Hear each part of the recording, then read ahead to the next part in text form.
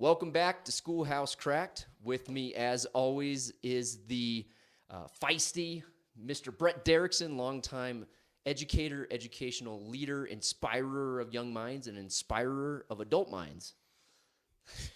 Hey, welcome back to Schoolhouse Cracked, where, folks, we are not saying that schools are broken. We're not saying that schools are broken. We're saying it's time for us to lead the community into the places where we're concerned and get a dialogue going so that we can put into practice things that might work. With me, as always, my good friend Dr. Marcus Motor Chandler, who we call Dr. MC. When he's not spinning rhymes, he's putting the A in type A and making this possible.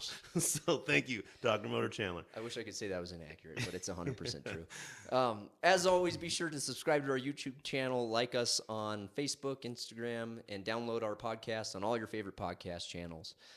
So Brett, today, this episode, well, first of all, let me say, welcome to season 2. Yeah. All right. Yeah. Season 2. We did it. Yeah, we did something. Yeah.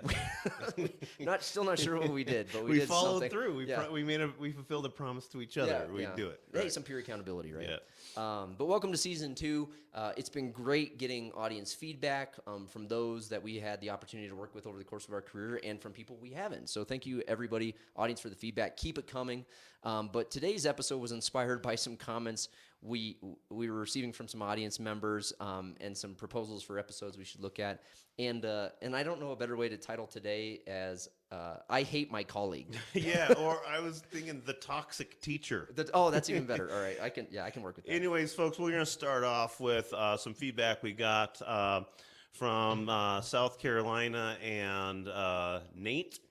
Nate writes in about a colleague, and he wrote in a lot. So I'm going to give a synopsis of it. Okay, clip notes. Here's the synopsis. The colleague is one of those people when you get into a collaborative setting, always says, I'm just going to play devil's advocate, but really just seems to be not attacking ideas, but attacking the person. He also went on to tell a story such as this. At their school, they're both electives teachers. Okay.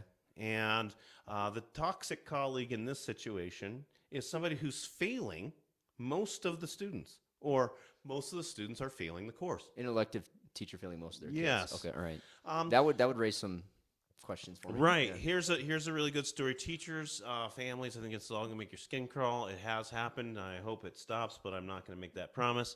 What the teacher does after this person finds out that if kids don't select the course anymore based on a lack of success, that they'll lose possibly their position because kids need to select based on their interests. Well, and that's pretty common if you're doing student-driven scheduling, student-based scheduling, and not adult-centric scheduling, Right. and you're not providing opportunities for kids. Those are just tough, numbers and spreadsheets decisions. Right, Yeah. right. And here's the solution for the toxic colleague. To change the grades of all of the students so that everybody has the exact same grade, which is a 83.5? C. Oh. No, it was a C. He still kept his rough edge, a C, but did not change any of the grade book. So it could be seen by colleagues that the numbers don't match up with the grade, so students walk away happy. The colleague is able to maintain not having Some perceived credibility with peers. Yeah, okay. right. And at the end of the day, what we're talking about is somebody who's undermining, or the perception is, if I could just transfer that for the audience, the perception that my lack of professionalism is going to jeopardize the group essentially. Huh. Okay.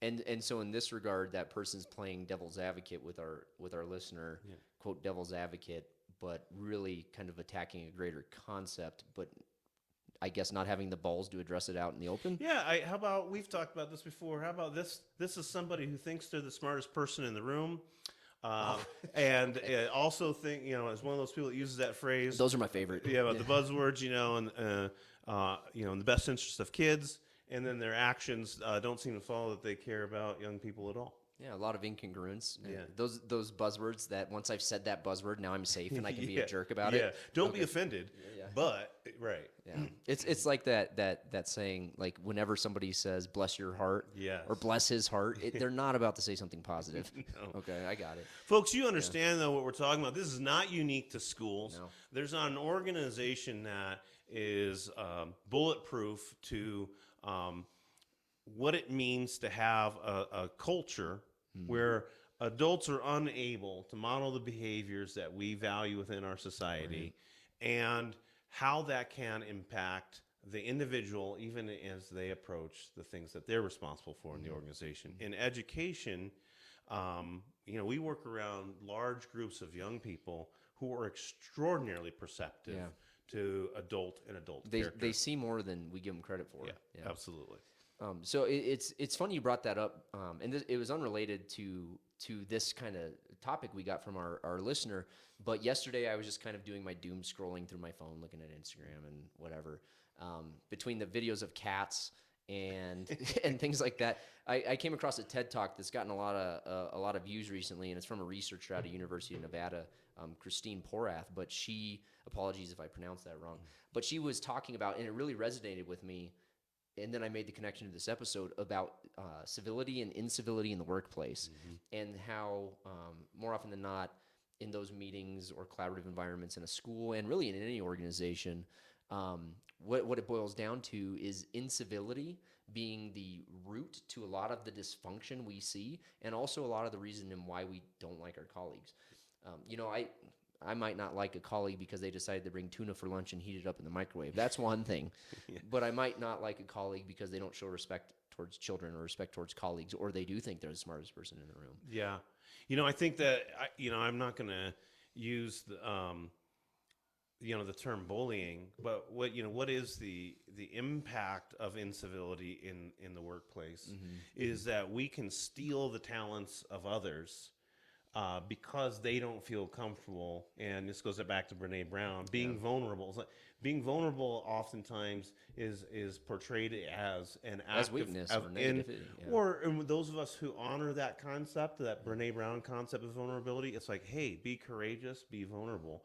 What we're talking about, folks, is when other people steal from you your ability to share your ideas, contribute to the group, or possibly do things where you might not be perfectly successful because of you don't feel comfortable with who you're working with.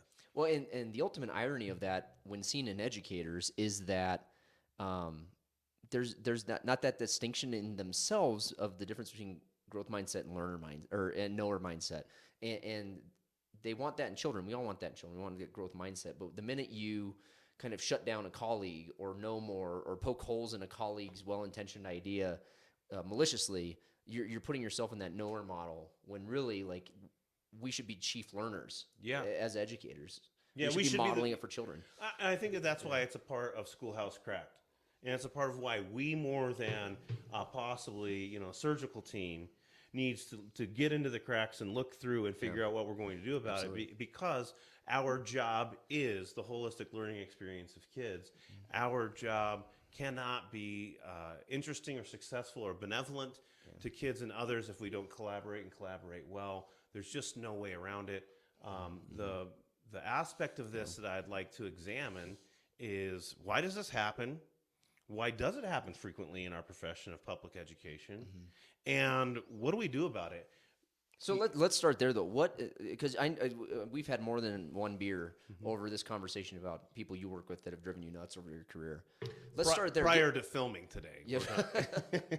But not right now. Yes, you're sensing some incivility from me.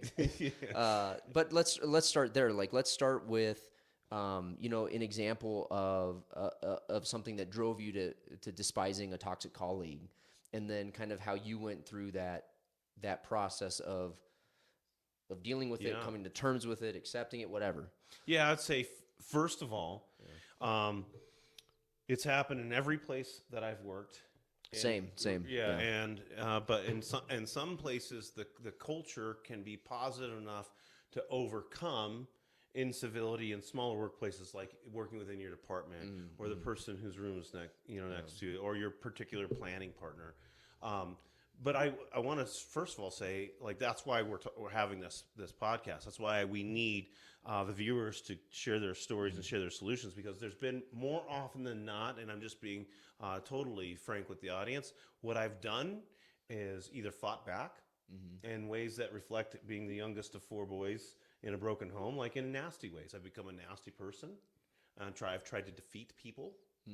I've also, when you talk about fight or flight, I've also run. I've also literally changed jobs to get away from like kids and communities that I love, but to get away from the adults I'm there. So you, in some sense, became toxic in that interaction, or removed yourself entirely. Yeah, I would say I would of course blame others and not myself, but I would at least acknowledge Healthy. that my response could be aggressive or to defeat people. My responses have been before nothing I would teach young people about problem solving in relationships. Of course, yeah. I'm not proud of myself in my reactions to a toxic colleague or somebody, I've perceived to lose respect for. And it's taken me a long time to kind of understand this. And now I'm very well aware of it. And then I'm even more disappointed in myself when I do it. But once I've lost respect for a colleague in either the way that they interact with children or the way they treat their peers, I struggle to even make eye contact. And that's not healthy or effective on my part at all, because ultimately we still have to work together. And so if there's anybody out there that I work with and you find me not making eye contact with you, I'm sorry. Yeah, here's another clear symbol for anybody that knows Dr. Motor Chandler. We call it the moonwalk. It's what he's very, very good at. It's when he's in a room with either a conversation he doesn't want to be in, or with a toxic person, and if you happen to enter into that room or into that physical space, he just finds this way to slip backwards and outside of the physical environment, dumping you into the environment. It's a learned skill over time, and I am proud of the fact that I'm still able to get away with it with you after years, and now you knowing I do that. But ultimately, when we have that toxic colleague, if we don't address that and we don't work through it and we don't process it and we don't think of ways to let it or minimize its impact on us, it'll play out with kids. Yeah, it will. So let's start with that. We'll go back and forth, tick for tack. Tell the audience one thing that they can do if they've got a toxic colleague. Let's talk solutions. So less from an educational standpoint, but more just from a general interpersonal human interaction standpoint, addressing it. Like the longer it festers, the more resentment the two colleagues will have for one another. And so most humans are not comfortable with conflict.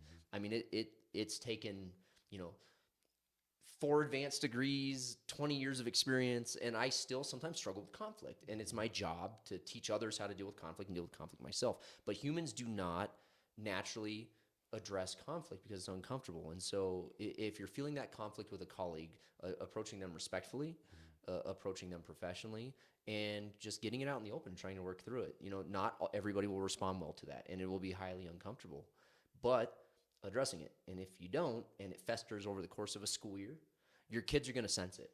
If it festers over the course of multiple school years, your organization will sense it. Yeah, and your own mind, body, and spirit. It become toxic. Well, that's why I called it the toxic teachers, because what we're talking about is how we can go from approach of kid-centered focus and joy to stealing our own joy and stealing our best selves. In just response to that comment, Marcus, one of my favorite leadership sayings is clarity is kindness. Yeah, absolutely. And sometimes when we go to our colleagues in the appropriate way and are clear about our feelings or clear about the impact or clear about our observations, we're being kind. Even though we may be critical, the clarity itself creates kindness. I would say, I know that this is a little bit cliche, but also give yourself the 24-hour rule. Absolutely. Acknowledge the right time, place, and space, I guess would be the best part to have that conversation with a colleague. If it's not in the hallway during passing period. Right. Yeah. And in the story that Nate sent that I read, that feeling like they're one-upping you or feeling that they are playing devil's advocate and you think that it's personal, don't storm out of the room. Don't roll your eyes. Don't do, here's the don'ts. Don't raise your voice, but do honor your feelings. Honor your feelings and create the time, place, and space. Hey, well, you know what? Depending on how close you are, email, text, or even face to face. Hey, can we wrap around? Maybe tomorrow. I got to get out of here pretty early today. I got to, thing. But man, I'd like to talk to you in the morning about some of the things that. So you're saying you moonwalk out of it in the moment and then revisit it tomorrow. That's right. Yeah. Moonwalk and come back around. Moonwalk circularly. All right. Back to your original spot. What else do you have, Dr. MC? How else can we deal with the toxic colleague? One of the things that I've personally done, and I've coached younger teachers who may be dealing with a toxic veteran teacher, and that's always an interesting dynamic, right? You're a first, second, third year teacher, and you come into an apartment with an established department head of 30 years or of 25 years or whatever, and so you have that energy, you want to engage, you want to have some input in where your department or where your school's going, and you get shot down or whatever. So one of the things I would say is easy to do, regardless of your time and role, is model the behavior you want to see in others. And so if you're unhappy with the way in which a colleague is treating children, or a grading practice, or the fact that you're making all the phone calls home but your teammate's not, or whatever you have, modeling that behavior. And ultimately, one of the greatest influencers of behavior is peer behavior. Yeah. And so I'm not saying like peer pressure everybody into doing the same stuff you're doing. But if you're on a team of 4 people and 3 of those people are modeling like quality behavior, there's eventually going to feel some pressure by that 4th person to rise to the occasion. That saying of a rising tide raises all ships. Yeah, I agree. I'd say for my second piece of wisdom, our 4th little tip is talk shit behind their back. No, of course not. No, the exact. I mean, that's where we mostly go to, though, right? I know. But there's one of those. They're kind of cliches. But it's assume best intentions. Yeah. A little twist that I have to put on it is assume they have something to give to the organization and acknowledge it. I think one thing that you can do with a toxic colleague to kind of lower the competitiveness that can exist is to find their strengths and acknowledge those strengths, typically publicly. Hey, that is a great idea. Thank you. It doesn't have to be the greatest idea of all time, or even acknowledging them, in the room. Well, I appreciate that. I'm with you on that. And picking and choosing what you're praising to reinforce it. Certainly praise things that you can get behind, but intentionally say, hey, actually, we're on the same page on a lot of things. Which is more often than not true. Yeah, and I think that's one way that you can allow those people who have found themselves in a competitive situation with you to realize, wait a minute, we're on the same team, and we can accentuate the positive. I'm glad you said that, Brett. The assumption of positive intent is always key, and that's something that in my role I talk about all the time. But then on occasion I find myself forgetting that tenet. So kind of keeping that in the back of my hip pocket and reminding myself, like, maybe they didn't intend it to land that way. That's how it did land, however. So then I want to follow up with them. Yeah. And but again, going back to, I'd encourage, like, don't let anything fester. Yeah. It's a wound left untreated. Yeah. And put the mission first, folks. I mean, I don't often speak in military analogies because I don't like to step into the grounds of people who do really challenging and dangerous But work. every organization has a mission. But yeah, and in this case, that proverbial, what are we really trying to accomplish? Hey, we work in schools. I love kids. They love kids. We love kids differently. But what I'm not going to do is let my personal grievances impact my joy or impact my approach to what we do, which is meeting kids where they're at so that they can have a dynamic and caring learning experience. So now, with a little bit of time left in the episode, Brett, I do want to throw something at you from the parent perspective. What happens if, as a parent, you hate your kid's teacher? You've got a toxic teacher that your kids have. Yeah, with when my kids were younger, I would patronize them and deny their feelings and tell them all those like kind of lies that your parents tell you, which is, hey, I don't think you really understand how hard the grading is. That's why you're not getting feedback, or But the point is that there comes a time where their grievances about their teacher hit that place in your head as an educator. It's really tough to be an educator and a parent of kids and separate in school. the two. But there comes a time where your child says, where you get that like remark at a parent. This is a good one. This is a tale from the trenches of parents. My son, we're doing digital parent night conferences, and she says, you know, he could be more focused. He likes to be the class clown. He's frequently on his cell phone, and you sit there and you're like, well, we'll handle that. So I turn to go and handle that. That is, you know, it is. We'll take care of that. Yeah, we'll handle it. I've heard that. Right. It won't happen again. Yeah, exactly.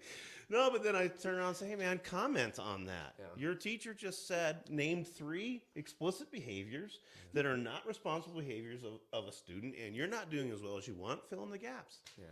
And he's like, so, Dad, let me show you the grade book. And by the way, nobody's on their cell phone in the class more than the teacher is. Oh. And as I ask more probing mic drop. questions, you know, my son is able to articulate clearly that pedagogy is weak, passion for subject is low, and feedback on his work is nominal if non-existent. So at that point, I acknowledge it. You know, I say, son. So like, again, addressing it. yeah. Yeah. I'm like, son. First of all, I'd like you to know that I believe you. Yeah. I'd also like you to know that I'm not doing anything to resolve this problem. Yeah. I need you to address one of those concerns, whatever is the biggest barrier to you being successful. It kind of sounds like you're annoyed that they take your cell phone and are hypocritical about being on theirs. Right. But that's not So a lack of modeling that behavior as well. Yeah. But for my child, I'm telling you, that's not the one that's keeping you from being successful. The one that's keeping you from being successful, it sounds like you're not getting feedback on your work. Feedback for growth. Yeah. So what do what can you do? And the point is just like we're talking about right now, is steering the child towards their solutions. But when it comes to this conversation, I'm not going to deny my child's feelings or beliefs that the teacher is toxic. It's possible. Yeah. So kind of in both situations, like we talked about, is not letting it fester. Yeah. Like addressing the issue politely, respectfully, but getting it out in the open and working for a solution, working towards a solution. Agree, and keep that mission there. Like, you know, I mean, I hate to say that. You and I've talked about the transcript effect before. It's one of the cracks in the schoolhouse. That'll be a whole other episode. Yeah, and it is. But putting the fake achievement or the grades ahead of the learning experience is surreal. And at this point in time, that's what I'm telling the son. Son, it's this class.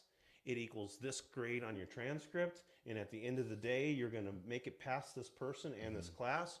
Keep the mission, get your work done. Absolutely. And so to bring all of this kind of full circle, in your tale from the trench that you had from our listener, from Nate, one of my favorite parent stories of yours was in regard to some toxic teaching or a toxic colleague. So Brett called me in his office one day, or actually he called me into a colleague's office, which is even funnier because he'd set up a gallery walk in our colleague's office and gave me no context. And there were several ceramic pieces created obviously in a ceramics class, maybe high school, maybe middle school, spread about our colleague's office. He asked me to do a gallery walk. And I had thought this was made from one of our center-based programs or possibly from the elementary school that we were hosting at the high school. And of the artworks I recall, there was what I would guess is a soccer field, maybe, and what I thought was a chunk of cheese. Yes. And come to find out, it was from one of your sons. Yeah. And the project, if I recall, was cultural heritage. Yes. And I can't remember why he chose cheese, but it was a very loose affiliation. Yeah. And I remember the teacher gave him a pretty high grade, and you thought to yourself, "What the hell? Yeah. My son made a chunk of cheese. He needs some feedback." It was not even a chunk of cheese. It was a ball with maybe a cheese color. There was like a hole in it to indicate it was like Swiss. Right. Yeah. And then I said, son, how is this a reflection of Icelandic culture? What is this food? You remember it as a piece of cheese. He didn't even try to guess at it. He looked at me and said, I don't know. Food is culture. It's food. And I'm like, And I'm not aware, and I've been to Iceland several times, and I'm not aware of their cheese scene. But that was an instance that initiated a conversation with that teacher from the parent standpoint. I remember. yeah, And the grading that came about was basically like a change grade overnight, Yeah. and some feedback that otherwise hadn't existed, but you addressed it. yeah, and that goes back to another one of our favorite stories about how he threw me under the bus at the parent conference. Oh, yeah, That's I also forgot related about- to I that. forgot But about folks, that. we're not losing track of what's talking about. What we're talking about here is a colleague in this case who made learning so unclear, Yeah. held my son to so little standards, and did what we call the bunch grading. So we can intervene and Compliance grading, completion grading. right. Yeah. And at the end of the day, there's other teachers on that team who are really working hard on his reading comprehension, Quality and, feedback, right, yeah. critical thinking, and these different things, and getting students into those habits of being strong with academics, that academic grit, some of those soft skills that we were talking about Absolutely. in one of our last episodes, can be undermining. That in of itself can be a toxic colleague. It's not always that like kind of- Outwardly negative, outwardly toxic. yeah, sometimes it's like, hey, if you're performing so low, or others are being asked to take on so much in our schools, and you're not going and fulfilling your part, that you're undermining the entire process. And so the caveat I'll add to this too is the assumption we're talking about is parents, you've got a teacher that's maybe toxic for your child, or you're a teacher and I'm a teacher, maybe we're toxic for each other. But I'll reiterate this is that sometimes, and I've said this in many episodes, the leader, the administrator can be toxic. And this is something that you've said regularly is sometimes you have to lead your leaders. And sometimes that's giving that feedback back up. And so teachers, I know sometimes you have an administrator or a leader who you perceive or your colleagues perceive as toxic. So that feedback can go up. Yeah. Because regularly those are the folks who are giving the feedback down very freely. Well, nobody Yeah. thinks they're a bad leader. No. And nobody thinks they're underserving people, and I think it's even even with the toxic teacher or the bullying colleague, none of us think that we're like, hey, I'm inherently unkind. I always have to win and defeat people. Nobody says this. Nobody's the bad guy in their own story. Right, Yeah. exactly. Thank you. That's well said. But that asking for what you need, gosh, that helps me as a school leader. Absolutely. When somebody's like, hey, what I need is this, or I had just last week a colleague that we both know say, hey, Brett, that might work for you, but what I need right now is this. And it, Yeah. was definitely not easy for her to say to me, Right. but absolutely made her, or made me a better leader for her. So don't be afraid to ask for what you need. Don't be afraid to let people know what your strengths are, what your weaknesses are, because then your leaders can put you in the best position for success. Absolutely. And so that reminds me of one thing before we wrap up. There are two things that research shows that humans have always overestimated their own abilities. Can you name those two?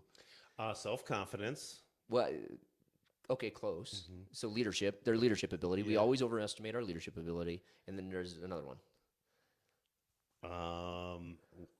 I feel like your look in your eyes telling me I'm guilty of this overestimation. No, it's not an overestimate. It's like we overestimate just our general skill in this area. Yeah. But you're guilty of being bad at it. I don't know. You got to tell me. I'm like so nervous right now. Our driving ability. Our driving ability. Yeah. Oh, we all no. overestimate our leadership ability and our driving ability. No, I'm a terrible driver. Well, you owned it. My head is on a swivel. So we just put that out Yeah, and addressed it, and you acknowledged it, so room for improvement. So when we talk about toxic colleagues, it's not meant to just like pick apart people who are negative in our lives, but empower folks, whether that's a parent or a teacher, to put it out in the open. It's scary to address confrontation or challenge a colleague, but with the intent that it's coming from a good place. We want to make each other better. We care about each other, and it's all with the purpose of bettering the experience of our kids. Yeah, there are better ways to go forward, but you cannot let this become an intestinal issue. And I hope that that's something that the audience gets. It's like when it gets to that point where you don't want to get out of your car, or you don't want to walk into an office or a wing of the school. Not looking or forward to a meeting. or an area, then that is an indicator that you've got to apply some strategies, whether it's creating the time, place, and space to have a conversation, whether it's just telling them how things have landed, whether it's finding other ways because you know you have a common goal and neither of you are going anyplace. But at the end of the day, folks, take care of yourselves. Be joyful in your work, and remember your mission, and value yourself enough to address the toxic colleague. And so this is a great segue because we would love to hear your toxic colleague stories. We all have them. I've got more than I can count, unfortunately, and at times I've been the toxic colleague. And so send us your toxic colleague stories, your I hate my colleague stories. We'll address them. We'll give you some credit. We'll give you a shout out. But send us your toxic colleague stories at schoolhousecracked@gmail.com or on Facebook. Send us your thoughts. We'd love to talk about them in our next episode. It's like a Dear Abby for teachers right here. Yeah. Get it out there and let us know if we can maybe even help you resolve or even think meaningfully about solutions, because we care about kids, and I know you care about kids, but we're going to get in and examine those cracks and make sure that the foundation of our schools stays strong. Right. So as always, thank you for tuning in to Schoolhouse Cracked. Be sure to like us on, or subscribe to us on YouTube, like us on Facebook, download us on all your favorite podcast channels. And I just want to provide one more shout out, Brett. With that intro, outro music is by a good friend of mine, local artist, well-respected musician, Russell Graves. You can find him on Instagram at rgravesspooky or Spooky Graves. On Instagram, he's a wonderful musician, provides online music lessons, in-person music lessons. So give him a look. Thanks, Russ, for the intro, Russ. outro. With Thank me, you. as always, is Mr. Brett Derickson, longtime educator, good friend of mine, and guy that challenges my thinking daily. And my really good friend and colleague, Dr. Motor Chandler, who is rarely toxic, and when he is toxic, I address it right away. Thank you for tuning in to Schoolhouse Cracked. We'll see you in the next episode. Have a good night.